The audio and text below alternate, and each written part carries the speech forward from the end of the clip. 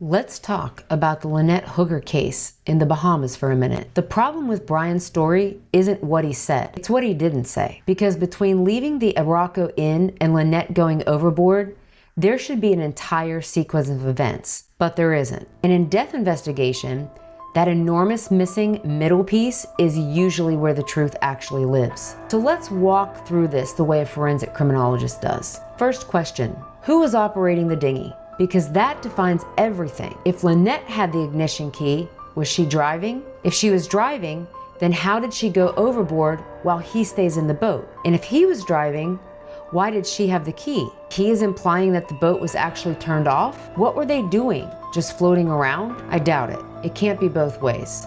And the correct answers to those questions fill in the gaps of this story. Next is boarding the boat. Boarding a dinghy might not be a very smooth experience or forgettable moment. Dinghies shift, they rock, they require balance. They're on the water. So who got in first?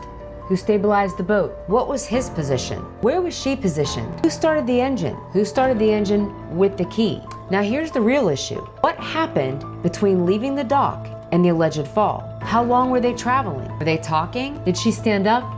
Did something change? Were they arguing? People don't just fall out of a stable dinghy without a reason, but the reason she fell is missing from his story. Now we get to the fall itself, and this should be the most detailed part of the entire account, but it's not. Which side did she go over? What caused Lynette to fall? Where was Brian in relation to her at that moment? Because a real memory like that, it's vivid. You remember it, and if it's vague for you, that's a problem for you. Now the moment that matters the most, what did Brian do in the first 5 seconds after Lynette fell into the water? Did he grab her? Did he jump in? Did he try to save her? Because real rescue attempts are not usually just easy, passive moments in people's lives. They're huge, they're immediate, they're chaotic, they leave evidence. And if they don't, you gotta ask why.